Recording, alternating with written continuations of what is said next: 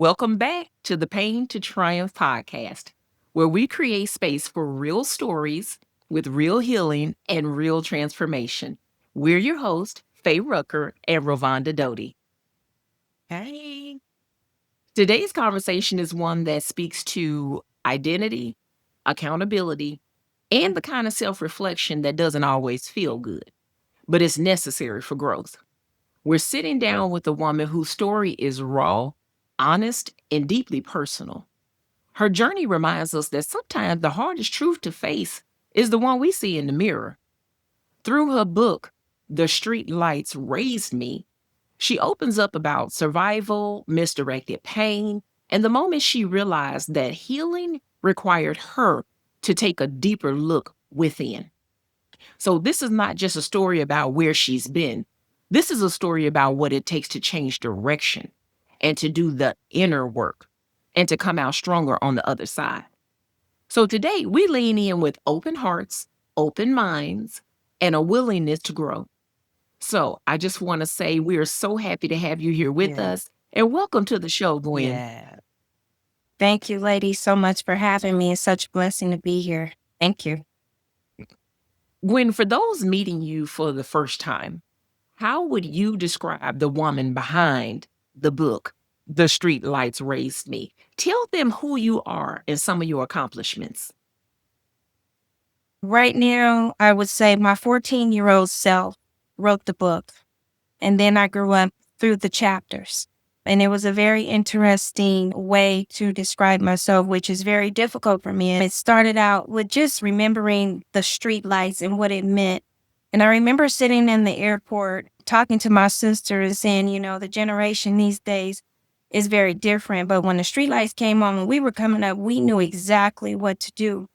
And so it helped me become accountable at a very young age. I grew up in Chicago, Illinois, moved to Inglewood with my three sisters, and we went to school, normal neighborhood girls.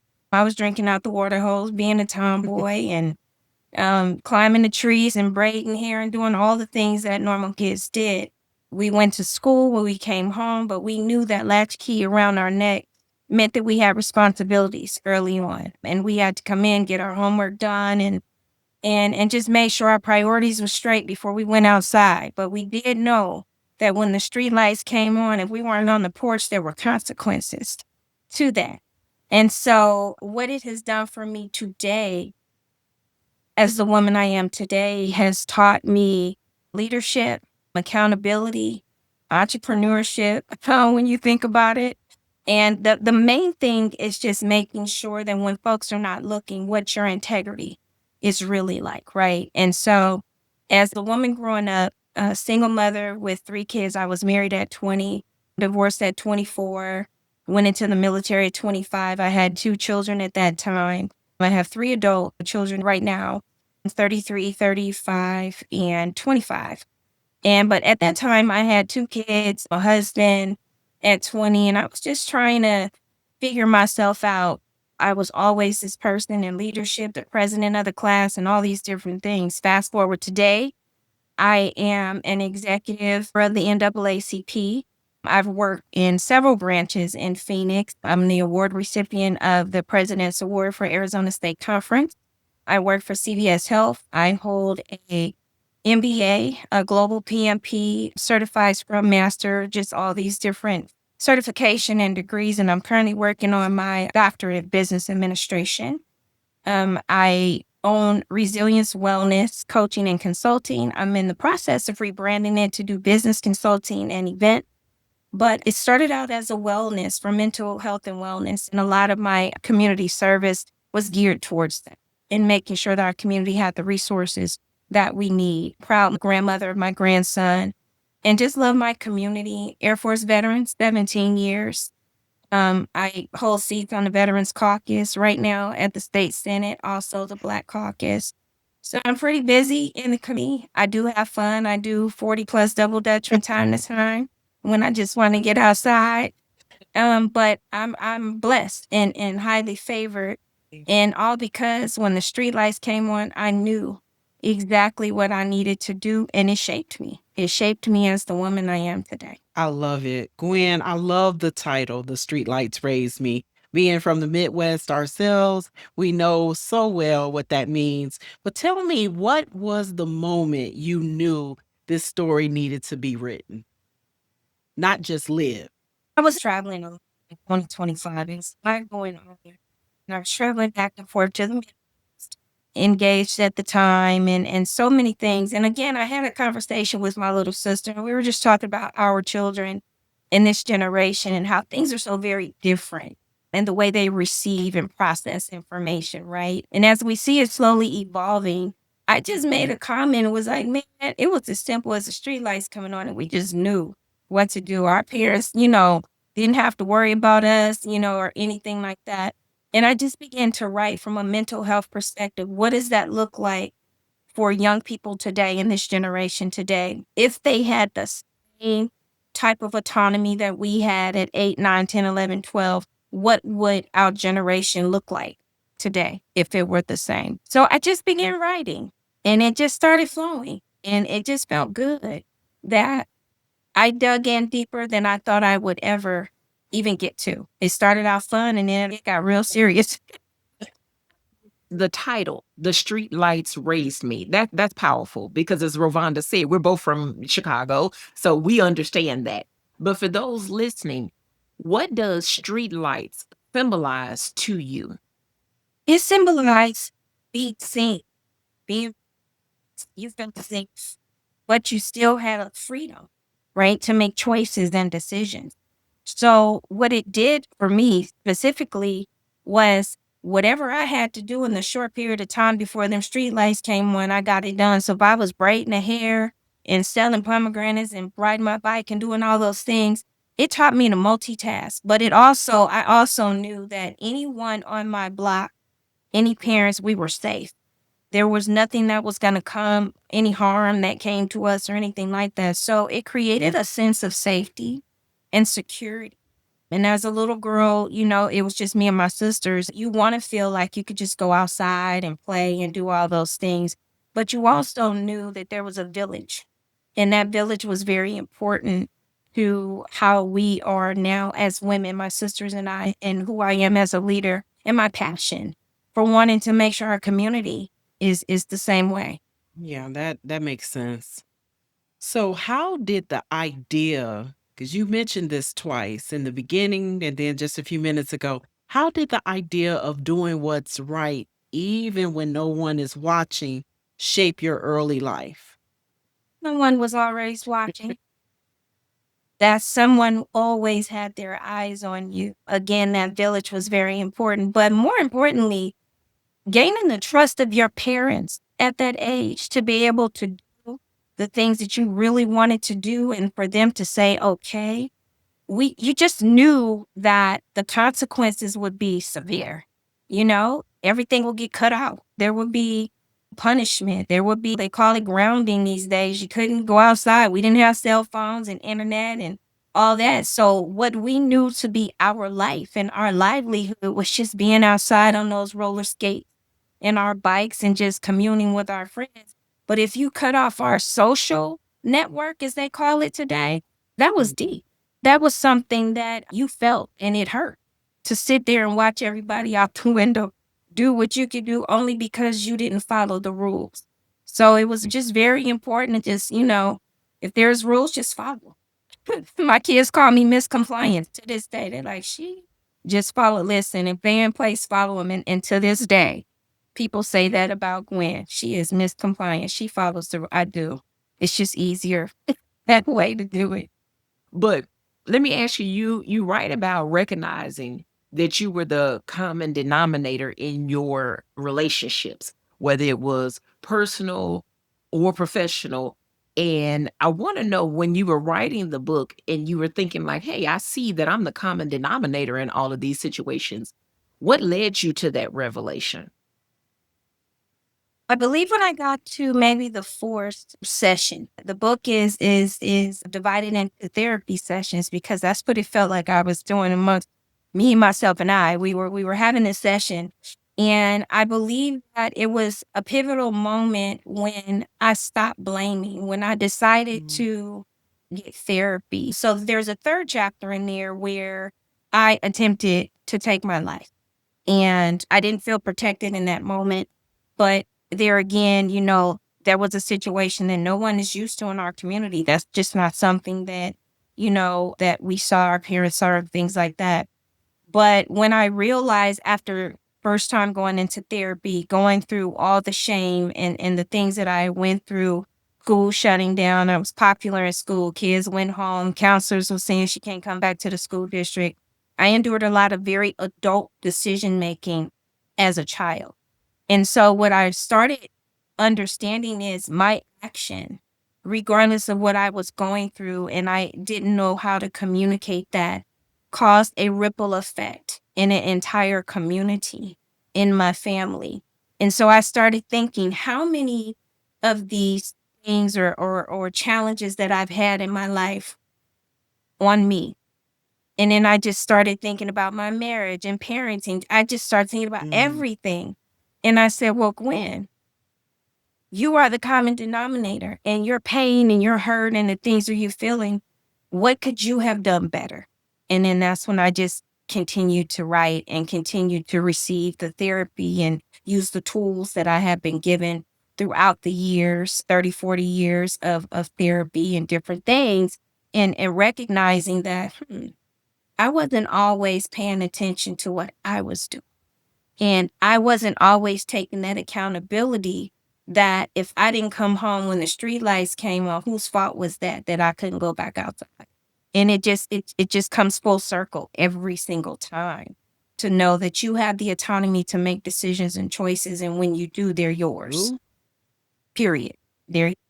And so you have to live with it and go through the journey that you're going to go through. Mm.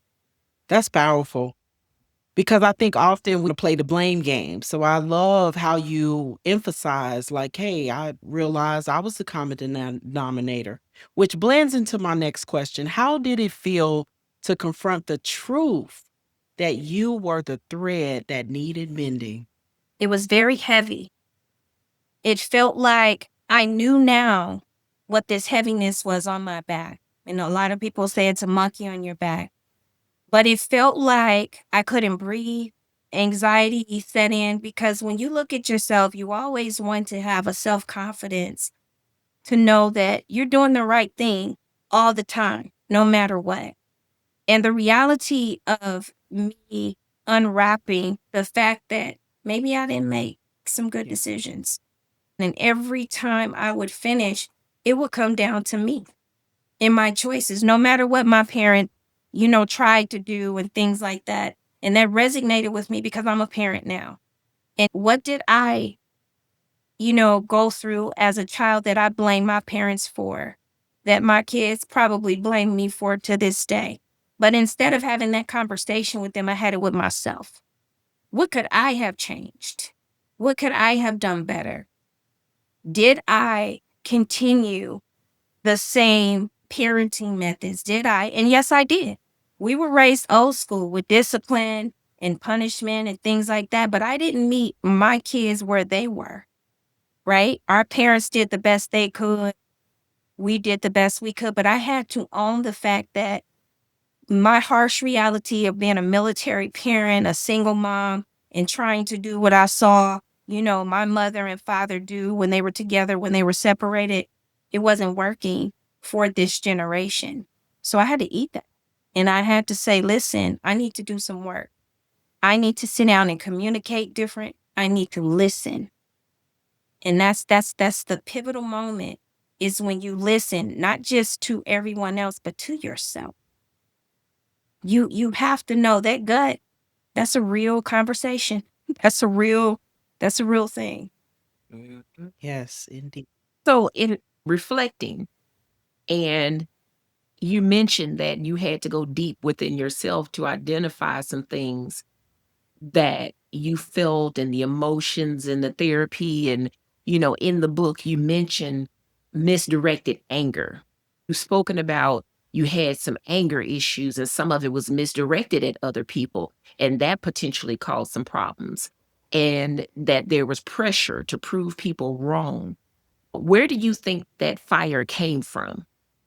Being in a blended family, coming from the projects in Chicago, I saw some things when I was 5 years old that I didn't recollect until I was 19.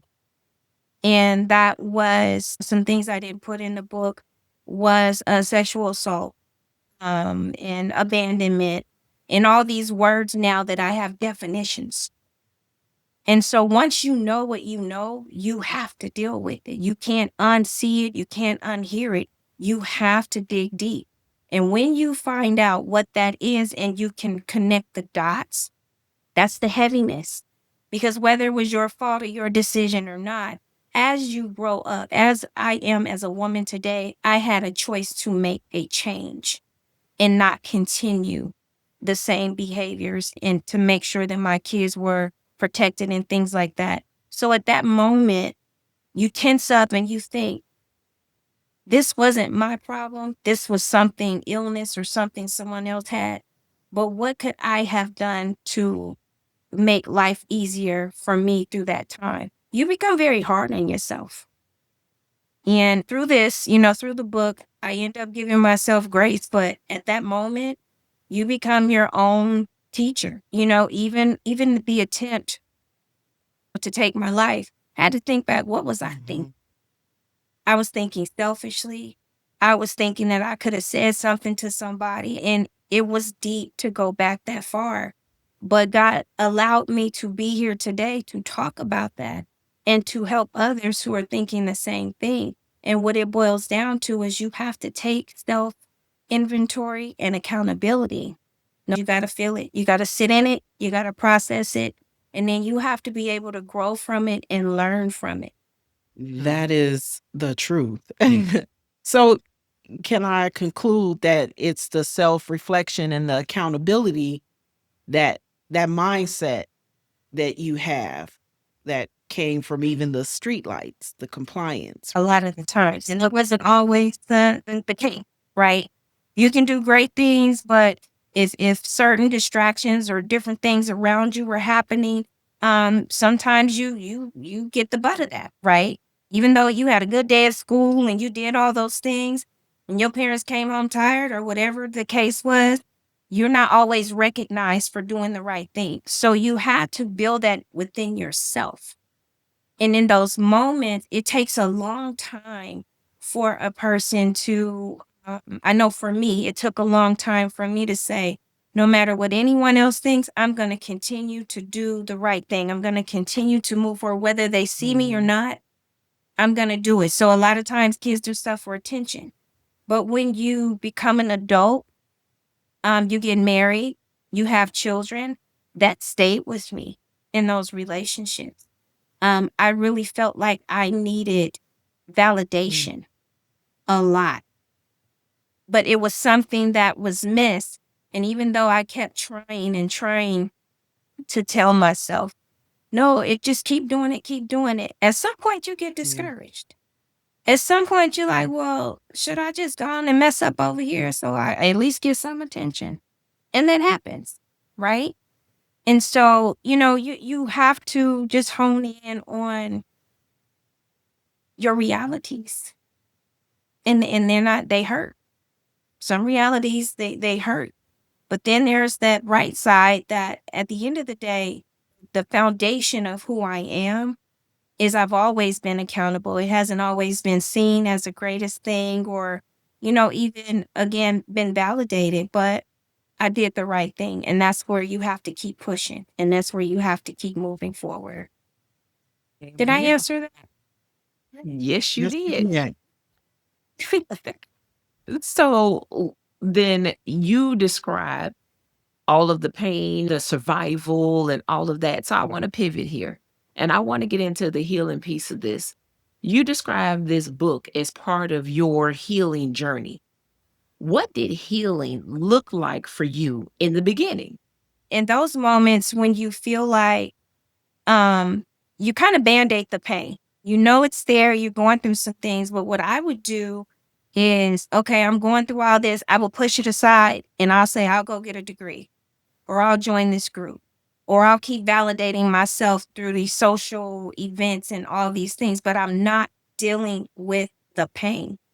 And at those moments, when the pressure became what it is and the triggers continued in different spaces, in different rooms, I had to stop and say, Gwen, everybody don't know you, but you know you. So what is the common issue here with the attitude and the insecurities and things like that? So I had to go all the way back to not being seen or heard or feeling like that and say, what is this that I am dealing with? And deal with it. I had to deal with it. I had to grow up within my mind, become emotionally intelligent, where we all think that we are because we're a certain age. I'm here to tell you it takes work because you are who you are.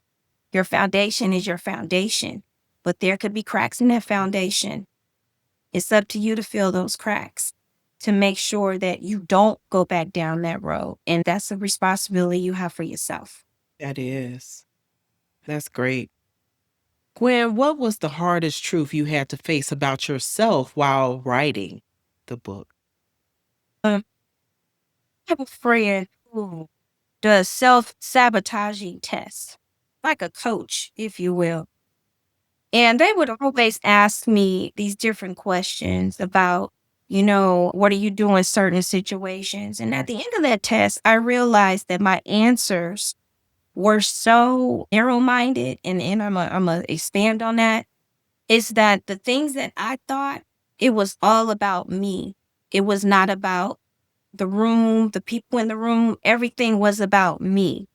And again, when that's not understood and that's not seen, Gwen gets an attitude, Gwen gets upset, somebody says something, and it just all goes the wrong way.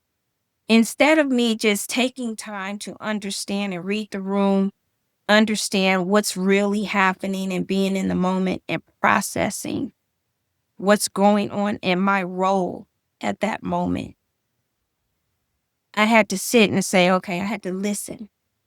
I had to pay attention. And when you get this grown, you feel like you know what you know. But I'm here to tell you, learning every single day, that there is just something that you can always glean from someone else just by listening, just by sitting back and just paying attention and listening. And so that's one of the things that I had to really learn to do. Being a leader of everything, even when I was young, I led the school, led the choir, all these different things I was a leader in ever since I was a child. I forgot how to follow. Mm. I forgot how to follow. Wow. And that's deep. It's deep when you realize, as mothers and wives and all these things, that we can hold, we can multitask. We are the best at what we do. But honey, if you can't sit back and relax and delegate and allow others light to shine and do what they need to do, you will end up in a place that you don't want to be Yeah. in. I just want to add, that Right. sometimes is the hardest truth, right? It's just sitting in the fact that as a leader, only as strong as you know how to follow. Like you're tying everything into just being able to follow the instructions and sit with the consequences of our ultimate decision making. So I think this is just a powerful, the inner work, right? That we all at some point in our adulthood have to do. Absolutely. So, speaking of inner work, when you were digging deeper and you were doing your inner work, what patterns did you begin to see once you started doing all of that work? I'm just gonna put it Oh, out there. And it's because, and if you notice, even coming into this space, I was a little nervous because I've been doing the work to learn to just sit and not talk. And it's been a great, peaceful place. But that's not my reality. My reality is, girl, you wrote a book. and you lead organizations, you have to speak. You just have to tailor and taper that to what it is mentally and emotionally that is your role in those moments, and be okay with it. I'll never forget, I was working at NASA, and one of the engineers and I, we were going back and forth. Now he's a whole space shuttle engineer, and I'm this little girl, who's doing his coding, but he done this, right? And we back and forth. And this man steps out of his office with a cup of coffee and a pilot suit on. And he says, "Young lady, sometimes you just have to let things fail." Because I wanted to be in control. I wanted to be in control of this man that knew more than me, and whether or not my point was landing on him or he seen me or not, I was going to make sure that he knew. But when this gentleman stepped outside of his office and he said that, I went and looked up his name. He was a whole astronaut. And I never forgot. When an astronaut tell you sometimes you got to let things fail, that's deep. But it stuck with me, because no matter what we want to control, if there are other people involved, even sometimes in our emotions with God, when God tells us to do something, we want to go over here and do something different, and we want to control the scenario, knowing good and well our gut is telling us and the spirit is saying, "Girl, go sit down, be quiet somewhere," and you just want to no, no, no. It's a hard reality. Either you done sat back and allowed this to fail, or you had a part in it. So you have to decide at that moment, do I want any accountability of that failing? Well, if I didn't shut my mouth, of course I was going to be partially accountable, because I didn't hear or receive what was being said to me by someone who has done this for years. I wanted my point to be my point, and that's it. And he shut it all down. The astronauts shut it all down. He was like, "Let it go, let it fail." I'm thinking, really? And it stuck with me. It stuck with me. I think the one thing I love about doing these interviews is so you discover so many things that even resonate with you. So I'm gonna ask this. At what point did you have no more points to prove? It was when I finished the book. I had been journaling for months, actually years. I have like 10 journals in all different rooms. And none of those journals had anything to do with my book at all. And once I finished the book and I got the author's copy to make the changes, is when I actually went back and read the book. And when I looked at it, I said, "You went through this, you went through that, you went through this. So God, now what?" I done told my story. I done cleaned out my refrigerator. I always use that analogy. When you leave stuff in the refrigerator too long, get rotten and start stinking. So sometimes you gotta clean it out. But I done cleaned out my refrigerator. There's nothing else in there to eat. What am I supposed to do? He said, "Go refill it with the fresh stuff. Get ready to cook up some things with the fresh things. No more I started putting dates on food. I started making things make sense."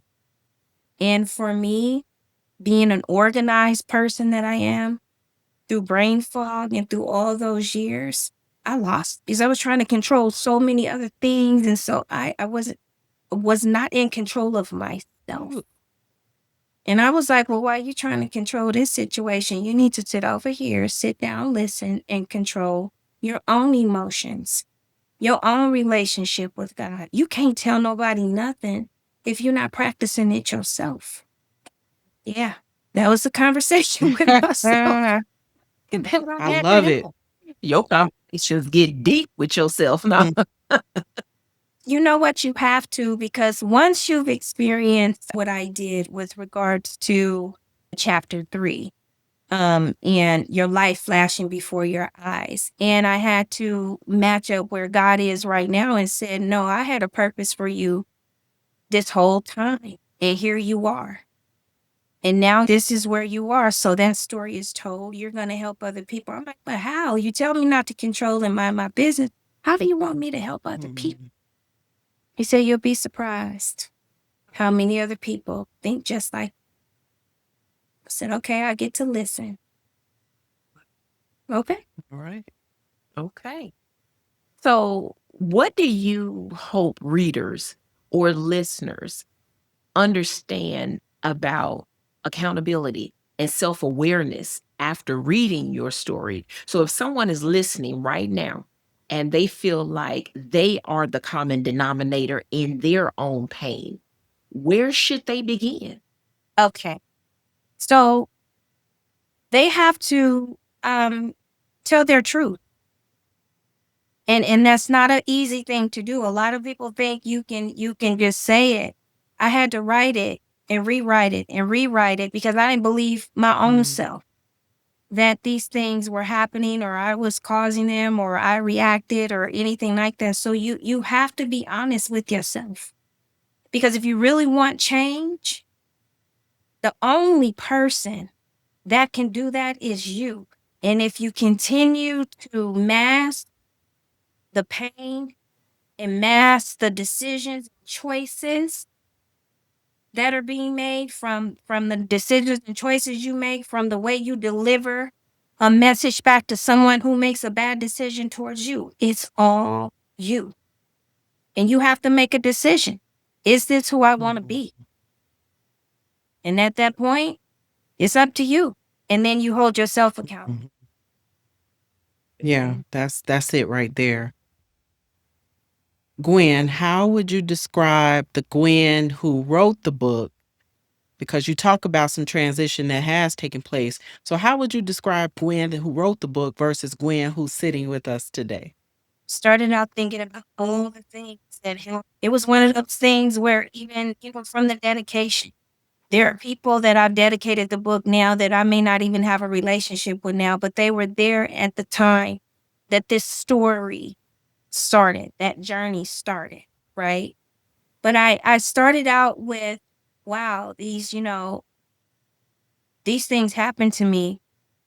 And here's my story. And this is how I overcame it. And even though it sounded great, oh, she went to the military and all these accolades and things like that, I really did not sit with the fact that throughout those situations, I could have made different choices. But when I got the help and the therapy, that's when the reality hit me that therapy is about you. And I had the most amazing therapist. She does not let me get away with anything. The conversation is all about me all the time. She gave me 2 seconds to blame, and the rest was all Gwen's game. And that's how she puts it. And so when you're ready, you got to be ready, for real ready, and to say, okay, I'm gonna sit down and check myself. I'm gonna check myself. I'm gonna forgive everybody, and then I'm gonna rebuild who I am. I'm gonna reparent Mm, myself. I'm going to regrow myself as a woman. I'm going to be a wife. But that first question you asked, you got to tell the yeah. truth. Yeah. You got to be honest. True that. So, let me, very true. So, finally, let me just ask you, what's next for you on this healing and writing journey? Like, what's next for you? Healing feels so good. It's a peaceful journey. It's a journey that I've never had before. And I'm taking my time. And as I was ready to jump in to write the second one about healing, I said, Gwen, you still healing. And it feels so good. So let's take your time and probably fill up 10 more journals. But the next journey is to document the naive version of healing, what I thought I was healing by replacing. I thought, oh, this happened, so I'm going to do this. This happened. No, I'm learning to sit still. I'm learning to listen. I'm learning to process. And as I'm doing that, it is such an amazing freedom to be able to say, okay, wow, I can Yeah. breathe. So I'm not in a rush because healing is going to always happen. But at what point am I going to stop and write another book? I'm not sure yet. I'm on that journey of feeling real good right now, but I would love to share the tools and the value of platforms like yours, therapy, open conversations with women, like-minded women and men, raw conversations. That's what's helping because I want to learn more about other people that I haven't thought of yet. And I want to say, wow, okay, that's what that means. I'm still defining what healing is. Amen. Wow. Wow, what a conversation. Moments like this remind us that healing isn't always loud or dramatic. Sometimes it's quiet, uncomfortable, and deeply personal.